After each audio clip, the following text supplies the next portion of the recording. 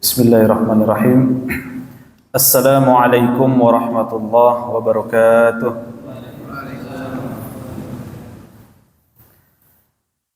Innal hamdalillah nahmaduhu wa nasta'inuhu wa nastaghfiruh wa na'udzu billahi min shururi anfusina wa min sayyiati a'malina. May yahdihillahu fala mudilla lahu wa may yudlil fala hadiya lahu. Allahumma anfa'na bima 'allamtana wa 'allimna ma yanfa'una wa zidna 'ilman. Allahumma tahhir qulubana minan nifaq wa tahhir a'malana minar riya' wa tahhir alsinatana minal kadhib wa tahhir a'yunana minal khiyanah. Innaka ta'lamu kha'inatal a'yun wa ma tukhfis sudur.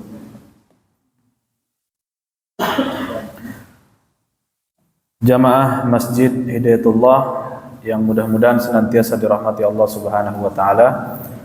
Pertama-tama mari kita memanjatkan puji dan syukur kita kepada Allah Azza wa Jalla, yang mana hingga pada malam hari ini Allah masih memberikan kepada kita begitu banyak nikmat, nikmat iman, nikmat Islam, nikmat sehat dan kesempatan.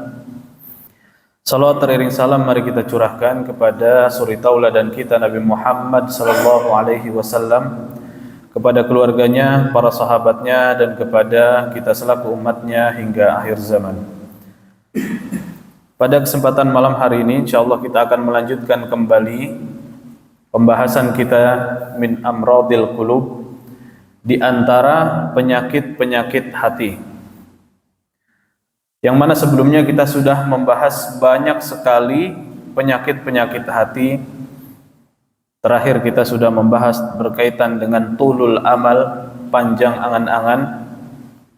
Dan insyaallah kita akan membahas sebuah tema di antara penyakit-penyakit hati yang paling besar, yang disebut dengan an-nifaq, ya, atau kemunafikan.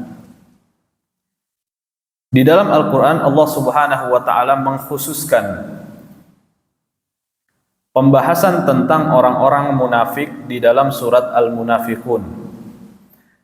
Tetapi ternyata apabila kita telisik lebih lanjut di dalam Al-Quran, banyak sekali ayat-ayat yang membahas tentang ciri-ciri dan perbuatan-perbuatan orang-orang munafik di zaman Rasulullah SAW. Tidak hanya di dalam surat yang dikhususkan disebut dengan surat Al-Munafiqun saja, tetapi juga di dalam surat Al-Baqarah Allah membahas tentang sifat orang munafik. Di dalam surat An-Nisa Allah juga membahas tentang tingkah laku dan perbuatan orang-orang munafik. Di dalam surat At-Taubah Allah juga membahas tentang orang-orang munafik. Dan di dalam ayat-ayat yang lain seperti surat Al-Hasyr juga ada pembahasan tentang orang-orang munafik. Maka sebetulnya bahwa apabila kita melihat pembahasan tentang penyakit satu ini atau sifat yang buruk di dalam hati tentang kemunafikan ini adalah merupakan muara daripada banyak sekali penyakit-penyakit hati yang lain. Ya, dari berbohong, ya, kebiasaan berbohong, kemudian ya banyak sekali hasad, kemudian juga menentang Allah Subhanahu wa taala dan Rasulnya dan lain sebagainya. Maka kalau kita melihat, ya, sebetulnya tidak cukup dalam satu pembahasan kita menyelesaikan pembahasan tentang kemunafikan, ya. Di dalam secara bahasa al-munafik itu dari kata an-nifaq, ya, yang artinya adalah menyembunyikan dan tidak menampakkan. Dan juga diambil dari kata an-nafiqat, ya. Kalau ada sebuah binatang dulu yang disebut dengan nama al-yarbu', binatang pengerat yang berukuran besar, dia tinggal hidup di dalam tanah, maka dia membuat jalur-jalur di dalam tanah tersebut, ya. Dan diambil kata nafaqah itu dari an-nafiqat, yaitu adalah jalur biasanya binatang tersebut lewat, ya. Dan di dalamnya itu banyak sekali jalur. Kalau dia masuk dari satu jalur, dia keluar dari tempat yang lain. Maka digambarkan orang munafik adalah orang yang menyembunyikan kekafirannya, menyembunyikan perbuatan buruknya tersebut, dan sulit sekali untuk didapatkan atau ditemukan perbuatan buruk tersebut. Rasulullah SAW di masa beliau, orang-orang munafik itu tidak dimusuhi secara terang-terangan oleh Rasulullah. Kenapa alasannya? Karena mereka menampakkan madzahir al-islamiyah, madzahir al-iman. Mereka menampakkan keimanan, sedangkan yang ada di dalam hati mereka adalah kekafiran. Karenanya ketika para sahabat banyak sekali mendapati kelakuan orang-orang munafik, mereka menggunting di dalam lipatan, mereka mengkhianati Rasulullah SAW, ketahuan oleh para sahabat, mereka mengatakan, "Ya Rasulullah, izinkan aku memenggal kepala mereka." Maka Rasulullah mengatakan, "Apakah kalian akan mengizinkan ketika orang-orang mengatakan Muhammad telah membunuh sahabatnya?" Jadi Rasulullah SAW bermuamalah dengan orang-orang munafik sangat sulit sekali, ya. Dan Rasulullah lebih banyak memudahkan dan tidak memusuhi secara terang-terangan. Dan andai saja Allah Subhanahu wa taala tidak membongkar perbuatan-perbuatan mereka, kelicikan-kelicikan mereka melalui wahyu, maka Rasulullah SAW tidak akan pernah mengetahuinya. Ya. Bahkan disebutkan Rasulullah SAW menyimpan siapa saja nama-nama orang munafik. Ketika para sahabat itu bertanya, siapakah orang-orang munafik itu ya Rasulullah, Rasul tidak pernah mengatakan siapa orangnya. Tetapi Rasulullah tahu karena diberikan wahyu oleh Allah Subhanahu wa taala melalui malaikat Jibril. Tetapi Rasul tidak pernah menyebutkan siapa orangnya. Dan Rasulullah menitipkan nama-nama tersebut kepada seorang sahabat yang bernama Hudzaifah ibnul Yaman. Ya. Sahabat ini makanya disebut seorang yang memegang rahasia Rasulullah SAW, namanya Hudzaifah ibnul Yaman. Dan tidak pernah membocorkan rahasia tersebut siapa orang munafik, meskipun para sahabat penasaran. Bertanya kepada Rasulullah, bertanya kepada Hudzaifah, siapakah orang munafik itu? Enggak pernah disebutkan. Sampai kemudian Rasulullah SAW wafat, barulah kemudian Hudzaifah ibnul Yaman yang membuka siapa saja orang-orang munafik di zaman Rasulullah SAW. Di dalam syariat, an-nifaq artinya adalah an yudhiral mar'u ma yuwafiqu al-haq wa yubtinu ma yukhalifuh. Adalah orang yang menyembunyikan kemunafikan. Disebut munafik adalah yang menampakkan kebaikan, menampakkan kebenaran, sedangkan yang ada di dalam hatinya, yang disimpan di dalam hatinya adalah yang sebaliknya. Ya, makanya orang munafik itu dia wajahnya dua. Kalau di hadapan orang yang beriman, ya, dia tampak seperti orang beriman. Tapi kalau misalkan di belakang bersama orang-orang kafir, maka akan menjelek-jelekan orang-orang yang beriman. Itu adalah sejatinya kelakuan orang-orang munafik. Dan di dalam bahasa juga disebut, ada istilah lain daripada munafik, disebut dengan nama zindik, ya, dengan nama zindik. Zindik artinya adalah munafik, jadi sama saja. Kalau di zaman Rasulullah, ya, di abad-abad awal, abad ke-1, abad ke-2, abad ke-3, ke-4, maka para ulama menyebut orang munafik dengan sebutan munafik. Tetapi di zaman abad ke-5 muncul istilah baru, ya, di zaman Daulah Abbasiyah disebut dengan kata zindik dari bahasa Persia, yang artinya adalah orang yang telah tersesat, dan orang munafik disebut dengan kata zindik, ya. Maka istilah tersebut juga sekarang dipakai oleh para ulama. Kalau disebut kata zindik artinya orang munafik, ya. Jamaah yang dirahmati Allah Subhanahu wa taala, di dalam Al-Qur'an Allah menyebutkan sifat-sifat orang munafik di dalam surat Al-Baqarah dan di dalam surat Al-Mu'minun, Al-Munafikun, afwan, dalam surat Al-Munafikun. Maka secara ringkas di antara sifat orang-orang munafik yang pertama adalah apa? Yukhadi'unallaha wa rasulah. Ya, di dalam surah Al-Baqarah, ya, ayat ke-8, ayat ke-9, Allah Subhanahu wa taala berfirman, yukhadi'una Allah walladzina amanu. Orang-orang munafik mereka berbuat apa? Menipu, berbuat makar kepada orang-orang yang beriman, kepada Allah, Rasulnya dan orang-orang yang beriman. Padahal mereka adalah orang-orang yang menipu diri mereka sendiri. Ya, jadi silsilah surat Al-Baqarah dari ayat ke-7, ayat ke-8, ayat ke-9 dan seterusnya menjelaskan tentang sifat daripada orang munafik. Fi qulubihim marad. Di dalam hati mereka ada penyakit. Apa penyakit tersebut? Penyakitnya adalah keraguan-raguan. Penyakit orang-orang munafik sejatinya diawali daripada keraguan-raguan dalam diri mereka tentang keimanan mereka. Apakah mereka mengimani Allah dan Rasulnya atau tidak? Ya. Maka keraguan-raguan tersebut mereka turutin, maka Allah Subhanahu wa taala fazadahumullahu maradha. Menambahkan penyakit tersebut di dalam hati mereka, ya. Kemudian sifat yang berikutnya adalah mereka berbuat kerusakan di muka bumi, al-ifsad fil ardi. Wa idza qila lahum la tufsidu fil ardi qalu innama nahnu muslihun. Orang-orang munafik mereka berbuat kerusakan dengan kekufuran mereka dan dengan perbuatan maksiat mereka. Tapi kalau dikatakan jangan kalian berbuat kerusakan, mereka apa bilangnya? Innama nahnu muslihun. Kami adalah orang-orang yang berbuat kebaikan dan yang berbuat perbaikan, ya, muslih. Padahal tidak, ya. Itu adalah kelakuan mereka dan pandai sekali untuk memutarbalikkan fakta. Dan di hadapan orang-orang yang beriman, mereka akan bertampak wajahnya manis, tetapi mereka sejatinya sangat merendahkan orang-orang yang beriman. Mereka mengatakan orang-orang yang beriman apa? Sebagai safih. Ya.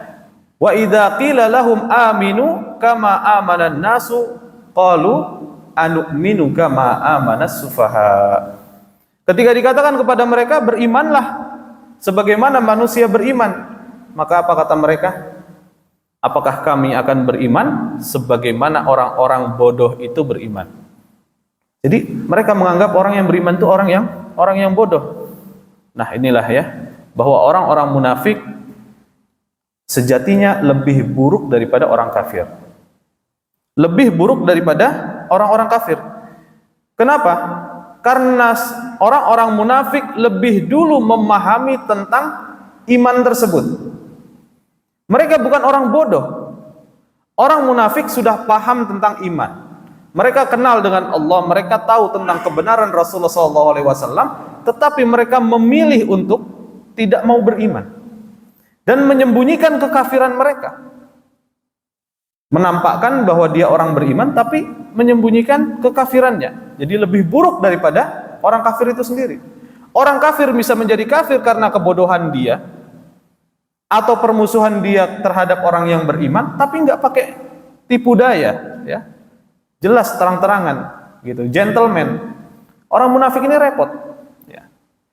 Karenanya ketika mereka berkumpul, ya, dengan sesama mereka akan mengolok-olok orang beriman, ya. Wa idza khalau ila syayatinihim, ketika mereka berkumpul dengan pemimpin-pemimpin orang-orang munafik, wa idza khalau ila syayatinihim, berkumpul dengan orang-orang kafir, apa kata mereka? Qalu innama nahnu mustahziun. Kami hanya memperolok orang-orang yang beriman itu. Kami hanya berbuat tipu daya supaya mereka enggak tahu sejatinya kita ini sama aja, gitu. Ya, dengan orang-orang kafir mereka menganggap bahwa mereka sama, ya. Karenanya Allah Subhanahu wa taala menjadikan hati mereka sulit sekali untuk menerima hidayah. Apa kata Allah? Summum bukmun umyu fahum la yarji'un. Mereka itu menjadi tuli, menjadi bisu, menjadi buta, maka mereka tidak lagi ada jalan kembali. Karenanya penyakit nifaq, penyakit kemunafikan di dalam hati ini sulit sekali untuk disembuhkan. Sulit sekali untuk diobati. Ya, kita melihat di dalam sejarah sirah Rasulullah SAW, adakah orang munafik yang bertaubat? Adakah kisahnya orang munafik yang bertaubat? Tidak ada. Ya.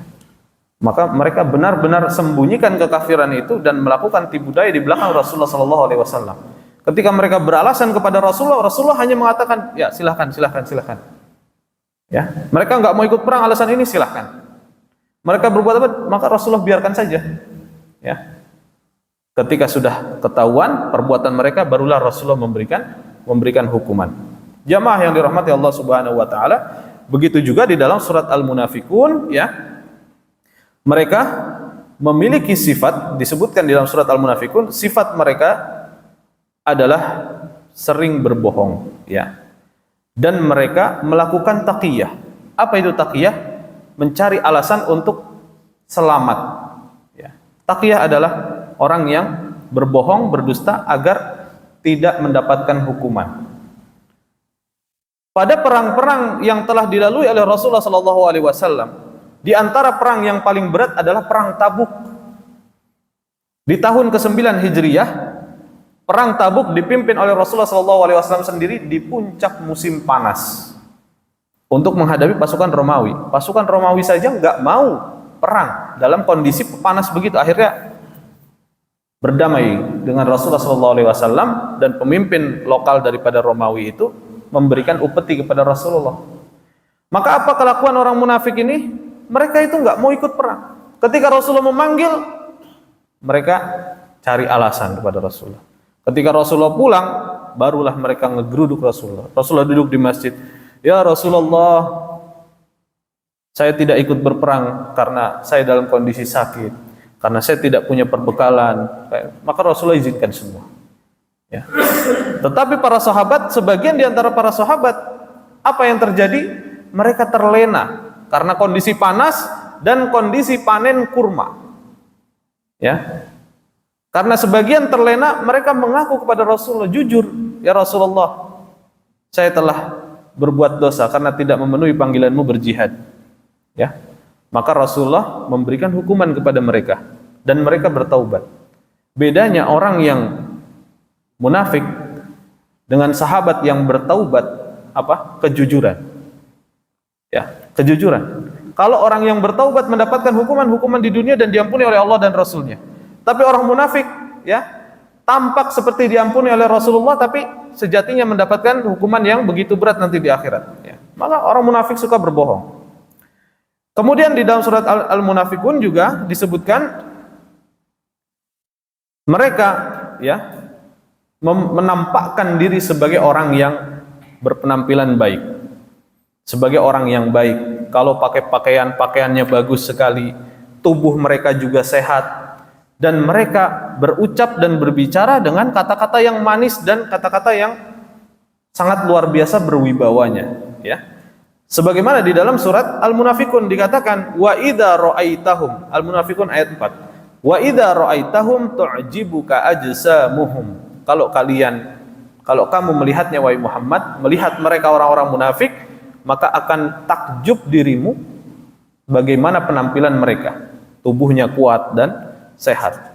Wa iyaqulu tasma' liqaulihim ka'annahum khusyubum musannadah, ya.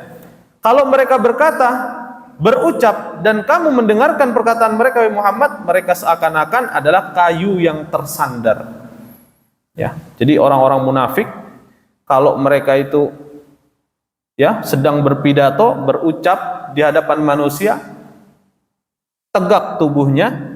Bahkan ketika mereka sholat itu sholatnya sangat khusyuk sekali, ya, seperti tiang yang dipancangkan, kayu yang dipancangkan, begitu kokoh, ya. Jadi begitulah tampaknya orang-orang munafik di zaman Rasulullah.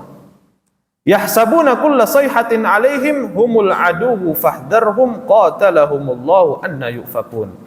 Mereka mengira bahwa setiap teriakan yang keras ditujukan kepada mereka itu, mereka adalah musuh yang sebenarnya, ya. Jadi kalau misalkan, ya, ada yang mereka itu mengatakan bahwa, ya, si fulan adalah musuh Allah Subhanahu wa taala, ya, mereka seakan-akan orang yang berwibawa, menuduh orang lain, ya, bahwa orang lain adalah musuh Allah, sedangkan sejatinya mereka lah yang merupakan musuh Allah Subhanahu wa taala.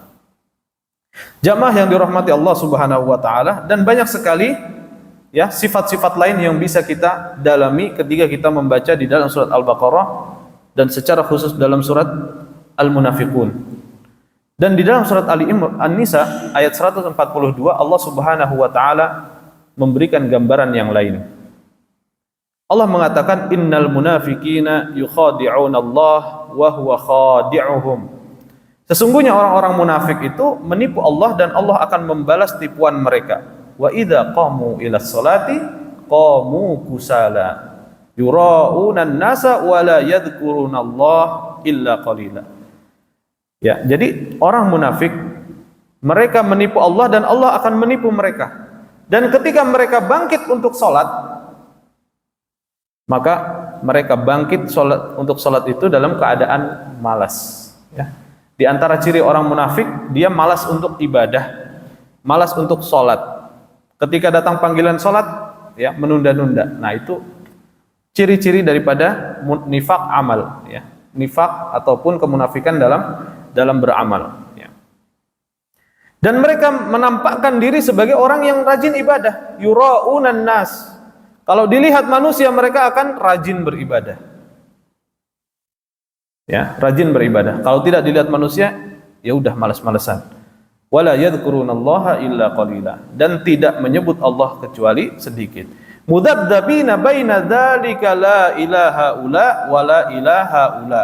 Mereka itu sejatinya dalam keadaan ragu-ragu antara iman dan antara kafir. Ya.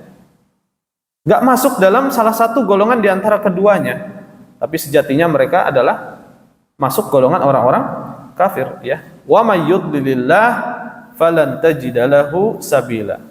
Ya. Maka kamu sekali-kali tidak akan mendapatkan jalan atau petunjuk baginya. Jadi orang-orang munafik suatu ketika Rasulullah SAW pernah sholat, di belakangnya ada beberapa sahabat yang diantaranya adalah Abdullah ibnu Umar dan beberapa sahabat yang lain. Selesai sholat, maka Rasulullah memalingkan wajah menghadap kepada para sahabat dan beliau merenung sebentar, ya, merenung sebentar. Dan beliau kemudian bertanya kepada Abdullah ibnu Umar dan kawan-kawannya, ya. Beliau mengatakan, bagaimana menurut kalian? Apakah orang-orang munafik adalah orang-orang yang mempunyai dua hati? Ya. Apakah orang munafik orang-orang yang mempunyai dua hati? Satu hati adalah ketika mereka bersama kita, satu hati bersama orang-orang kafir. Ya. Sebagian dari manusia, ya, ada yang mereka mengatakan bahwa kami memiliki dua hati. Yang satu hati dipenuhi keimanan, yang satu hati dipenuhi dengan kekafiran. Padahal tidak ada manusia mempunyai dua hati, ya. Maka nali rajulin min qalbaini fi jawfi, ya. Di dalam sebuah ayat, afwan sedikit lupa, bahwa Allah Subhanahu wa taala tidak menjadikan di dalam tubuh seseorang itu dua hati. Jadi nggak mungkin ada dua hati, hanya satu hati saja. Apabila hati ini dipenuhi dengan keimanan, kekafiran itu hilang. Apabila dipenuhi dengan kekafiran, sebaliknya keimanan akan hilang. Maka orang-orang munafik sejatinya dia terisi dalam hatinya itu kekafiran, namun yang ditampakkan adalah keimanan. Jamaah yang dirahmati Allah Subhanahu wa taala, kemunafikan itu ada dua macamnya. Yang pertama adalah nifak akbar. Kemunafikan yang besar, ya. Yang mana kemunafikan ini mengeluarkan seseorang daripada agama Islam. Jadi kalau orang punya kemunafikan yang besar ini, kemunafikan di dalam perkara akidah, ya. Karena kemunafikan nifak akbar adalah nifak i'tiqadi, kemunafikan di dalam keimanannya, di dalam akidahnya. Wa huwa an yudhirar rajul lil muslimina imanahu billah wa huwa fil batini munsalihun min dzalika kullihi. Adalah seseorang yang mana di depan kaum muslimin seperti orang yang beriman, tapi sejatinya di dalam hatinya itu dia tidak beriman, ya, sejatinya tidak beriman. Maka an-nifaqul akbar nifaqun i'tiqadi mahalluhu al-qalb. Dan kemunafikan yang besar ini ada di dalam hati, ya, karena dia berkaitan dengan akidah, berkaitan dengan keyakinan. Kalau orang yang punya kemunafikan yang besar ini sudah jelas, ya, Apa yang di dalam hatinya adalah bukanlah keimanan tetapi kekafiran. Tidak ada iman kepada Allah, tidak ada iman kepada Rasul dan malaikat dan lain sebagainya, kecuali hanya yang tampak saja. Sedangkan dalam hatinya jelas itu adalah kekafiran. Allah Subhanahu wa taala berfirman, "Innal munafiqina fid darkil asfali minan nari walan tajida lahum nasira." Surat An-Nisa ayat 145, Allah Subhanahu wa taala berfirman dengan tegas tentang orang yang memiliki nifaq akbar, kemunafikan dalam permasalahan keyakinan ini, ya. Apa hukuman bagi mereka? Innal munafiqina fid darkil asfali minan nar. Orang munafik maka sejatinya mereka nanti dimasukkan ke dalam neraka yang paling bawah, ad-darkil asfal, yang paling dasar. Makanya kalau ada istilah orang munafik itu keraknya neraka. Jadi keraknya neraka itu darkil asfali minan nar. Ya, walan tajida lahum nasira, dan kalian tidak akan mendapatkan, ya, tidak akan mendapatkan penolong satupun. Jadi orang munafik, apakah orang munafik kafir? Ya, munafik kafir kalau dia adalah memiliki nifaq i'tiqadi atau nifaq akbar, dan mereka dihukum selamanya di dalam neraka, dan malah neraka yang paling bawah, gitu ya. Kemudian yang kedua adalah nifaq asghar, kemunafikan yang kecil. Nah, kemunafikan yang kecil ini berbeda dengan kemunafikan yang besar. Kemunafikan yang kecil, nifaq asghar, nifaqun amali, yaitu adalah kemunafikan di dalam beramal, di dalam beribadah, ya. Fasahibuhu yadda'il iman billahi azza wa jal wa ta'ah lillahi wa lirrasulih walakinnahu ya'malu a'malan addaha Rasulullah sallallahu alaihi wasallam minan nifaq. Yaitu adalah orang yang sejatinya dia beriman kepada Allah Subhanahu wa taala dan melaksanakan ketaatan-ketaatan, tetapi dia juga melakukan amalan-amalan yang dianggap sebagai perbuatan orang-orang munafik oleh Rasulullah SAW. Maka pertanyaannya, apakah orang munafik yang seperti ini Muslim, mukmin? Jawabannya, maka dia adalah orang yang mukmin, ya. Dia tidak keluar dari agama Islam karena nifaknya adalah nifak asghar, nifak kemunafikan kecil, ya, dalam kaitannya dalam perbuatan. Wa huwa fil akhirati mustahaqqun lil wa'id. Di akhirat akan dihukum oleh Allah Subhanahu wa taala, tetapi tidak akan dimasukkan ke dalam neraka secara selama-lamanya, ya. Bisa jadi Allah kemudian mengampuninya setelah dosanya diampuni. Di antara tanda orang-orang munafik asghar atau orang yang memiliki kemunafikan dalam perbuatan, apa contohnya?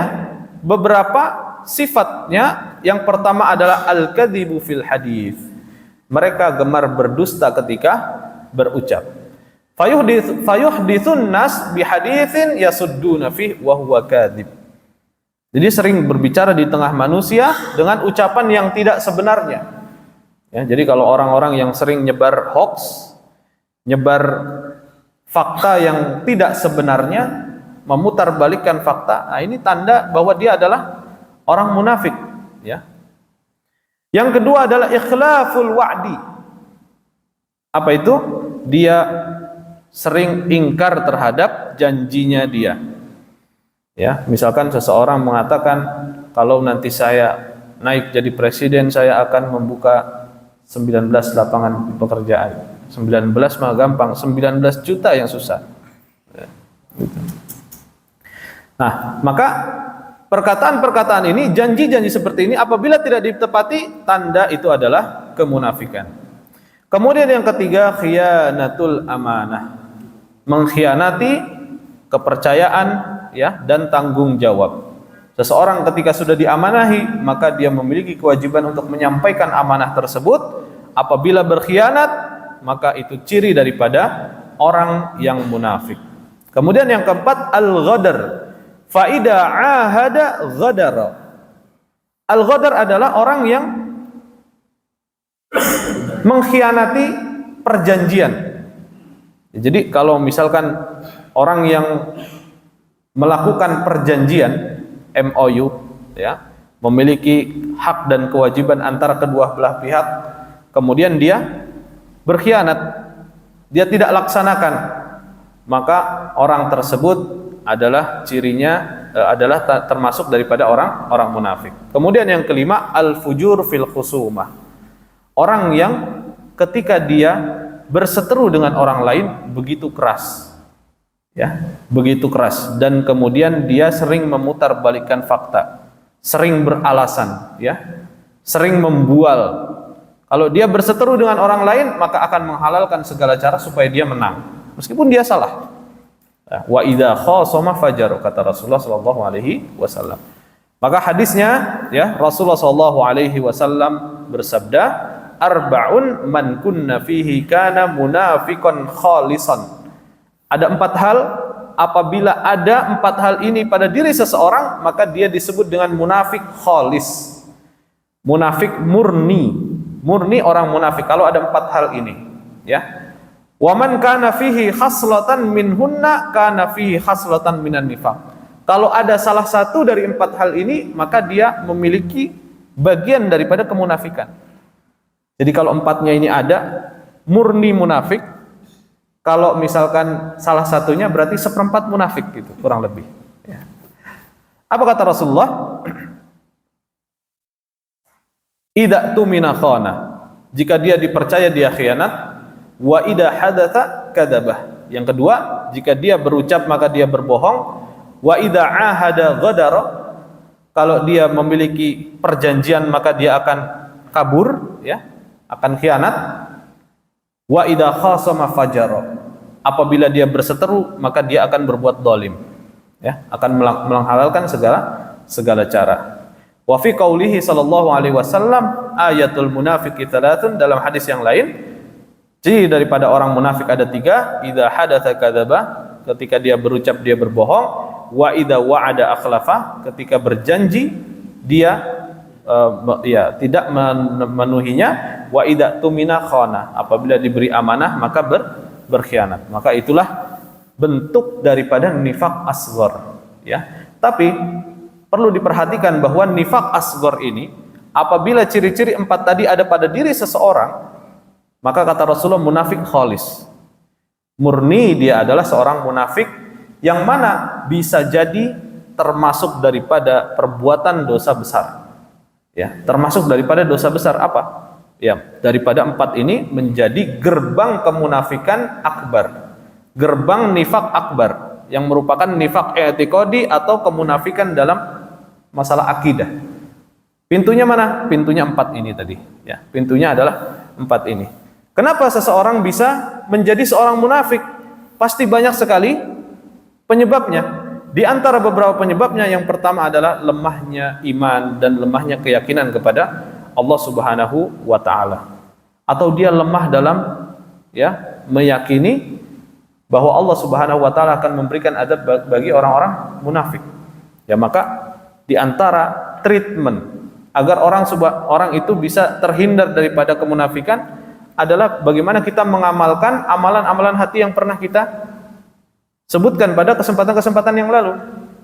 Misalkan, ya, al-khauf, takut kepada Allah Subhanahu wa taala, muraqabatullah, ya, merasa diawasi oleh Allah Subhanahu wa taala, at-taqwa, ya, bertakwa kepada Allah Subhanahu wa taala, as-sidqu, ya, berkata dan berbuat jujur.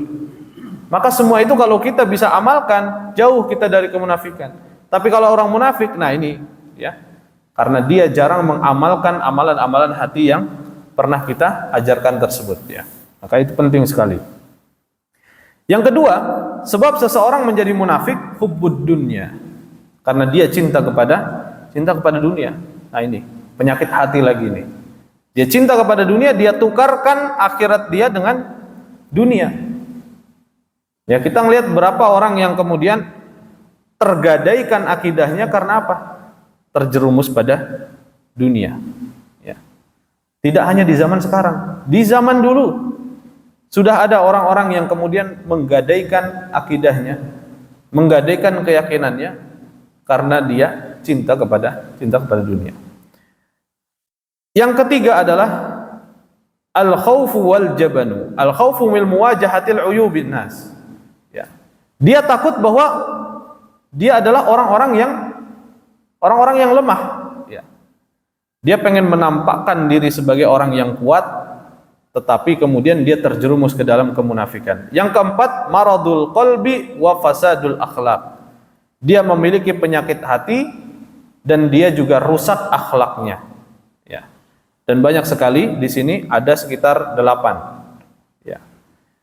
Kemudian yang kelima, du'fus syahsiyati wa adamu takdirid dzat. Orang yang kepribadiannya lemah, terombang-ambing. Jadi orang kalau misalkan mudah ditarik ke sana, mudah tarik ke sini, nah itu tidak punya pendirian. Mudah sekali terjerumus kepada kemunafikan. Yang keenam, al-ghaflatu 'anin nafsi wa muhasabatuha. Ya, lalai daripada bermuhasabah atau mengintrospeksikan diri. Ya. Karena orang yang melakukan perbuatan dosa harus bermuhasabah, harus bertaubat kepada Allah Subhanahu wa taala. Kalau dia tidak melakukannya, bisa jadi lama-kelamaan jatuh kepada kemunafikan. Ya. Yang ketujuh, as-suhbah sayyi'ah. Teman yang buruk, bitonatus su, ya. Kalau tinggal seseorang dalam lingkungan yang buruk, lingkungan yang membawa seseorang pada kemunafikan, ya sudah, ya. Misalkan satu kelompok gemar untuk berbohong, maka mau nggak mau, ya, orang yang jujur ini lama-lama akan terbawa. Kalau dia tidak menghindari teman-temannya yang buruk ini, bisa jadi terbawa. Karena suatu saat dia harus menutupi kebohongan temannya, bisa jadi. Ya, lama-kelamaan dia yang berbohong sendiri. Lama-kelamaan dia yang mengajarkan orang lain untuk berbohong. Maka seperti itulah, ya, bahwa perbuatan buruk itu juga menular kepada yang lain. Ya. Yang terakhir, yang ke-8, ar-raghbatu fi tahqiqi makasibid dunyawiyah. Orang yang memiliki ketamakan untuk mengejar keuntungan-keuntungan duniawi, ya, sama dengan hubbud dunya tadi, mengejar jabatan, ya, dengan cara menghalalkan segala cara, berbohong kepada rakyat yang memilihnya misalnya, ya, seperti itu, ya, karena apa, punya tujuan-tujuan duniawi tertentu, dan itu menggadaikan daripada urusan-urusan akhiratnya, naudzubillah summa naudzubillah, ya.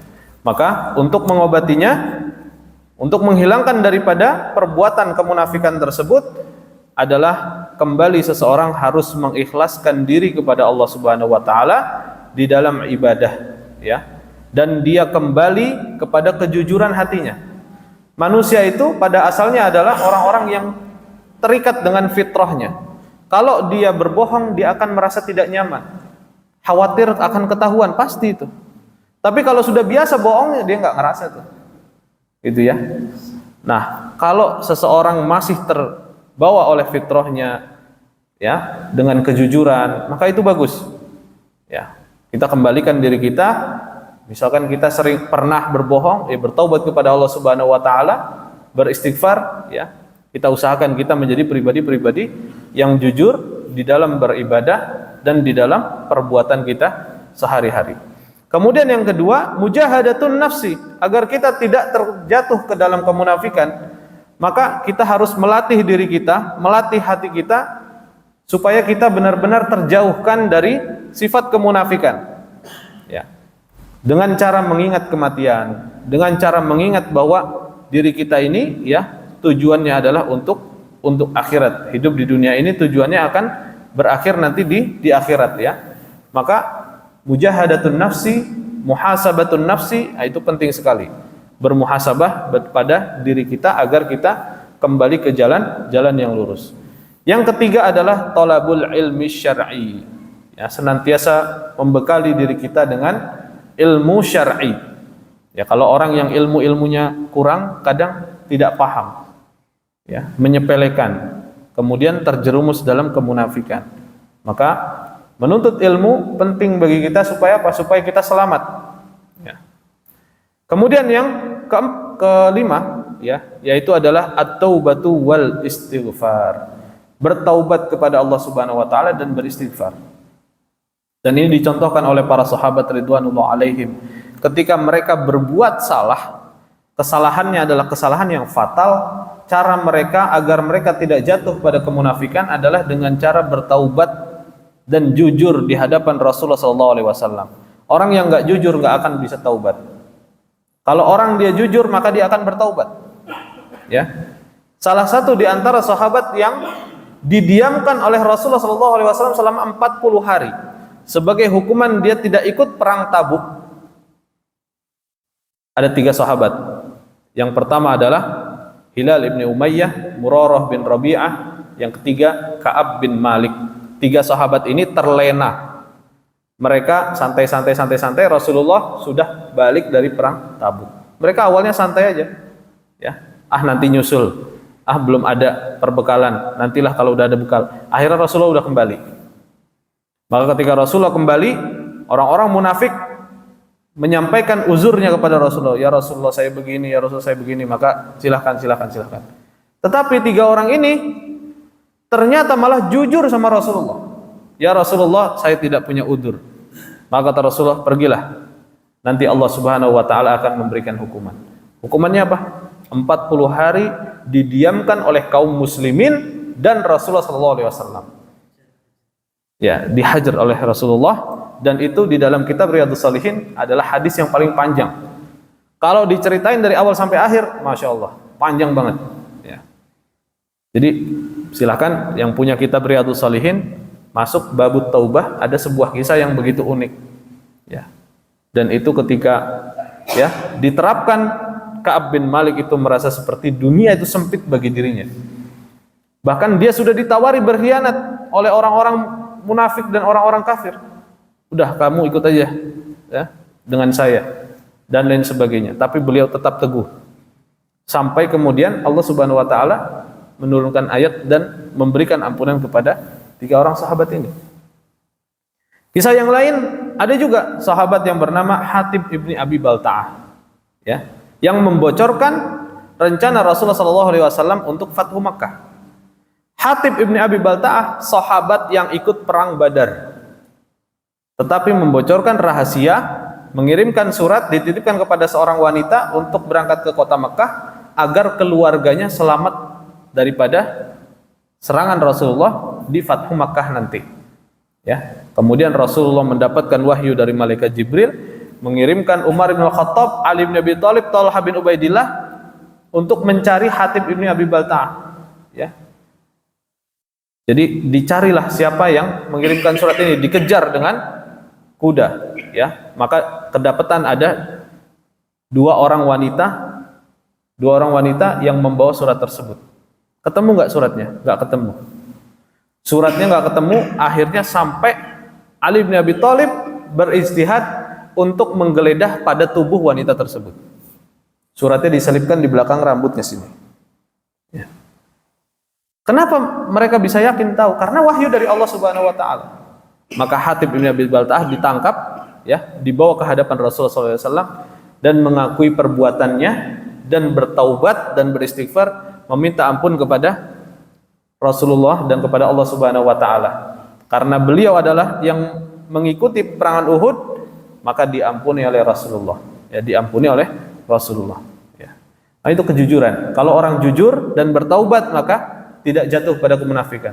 Tapi kalau ngeles, orang yang nggak mau jujur, alasan akhirnya bukannya taubat jatuhnya jadi munafik, gitu ya.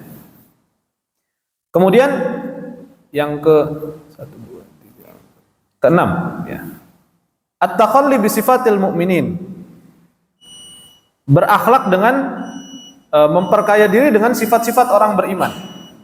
Seperti jujur, ya, menepati perjanjian, amanah, khusyuk di dalam salat, banyak mengingat Allah Subhanahu wa taala, datang hadir di salat jamaah, itu sifat orang beriman, ya. Bukan sifat orang munafik. Kalau dia sering salat jamaah, tandanya dia orang yang beriman, ya. Dan banyak sekali sifat-sifat kaum muslimin yang lain, terutama adalah sifat-sifat yang disebutkan. Jujur, ya, menepati janji, amanah, khusyuk dalam salat, banyak berzikir dan salat jamaah. Ya, insya Allah akan dijauhkan daripada nifak asghar atau nifak amali, kemunafikan dalam beramal. Yang terakhir, muraqabatullah, ya. Muraqabatullah fis sirri wal anan. Merasa diawasi oleh Allah Subhanahu wa taala dalam keadaan sendiri ataupun dalam keadaan ramai. Orang yang sama perbuatannya dalam keadaan sendiri dan dalam keadaan ramai itu akan jauh daripada sifat kemunafikan, ya. Kalau dia baik di hadapan manusia dan baik ketika sendiri, jauh daripada sifat munafik.